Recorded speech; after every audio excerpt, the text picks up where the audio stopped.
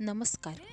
नवरात्रीमध्ये देवीला नैवेद्यासाठी लागणाऱ्या कडाकण्या अगदी कुरकुरीत आणि तेलकट न होणाऱ्या कशा बनवायच्या ते आपण या व्हिडिओमध्ये बघणार आहोत. त्यासाठी लागणार आहे इथे 2 वाट्या मैदा, त्याच वाटीने पाऊण वाटी रवा, चवीपुरतं मीठ टाकून ते पीठ आपल्याला एकत्र करून त्यामध्ये 2 चमचे तेल कडकडीत असे गरम करून तेलाचे मोहन त्या पिठाला व्यवस्थित चोळून लावायचे आहे.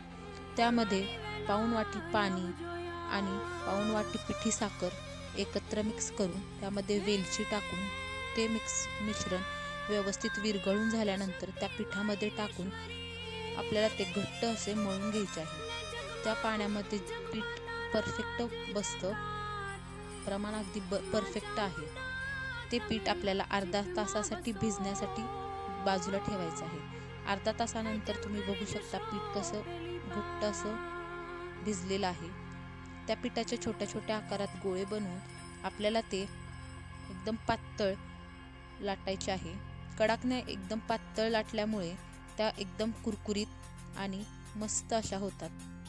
त्या मस्त अशा गरम तेलामध्ये तळून आपल्याला घ्यायच्या आहेत. बघू शकता किती मस्त कुरकुरीत अशा कडाकण्या आपल्या बनवून तयार झाल्या आहेत. तुम्हीही नक्की ट्राय करा. आवडल्यास लाईक करायला विसरू नका. धन्यवाद.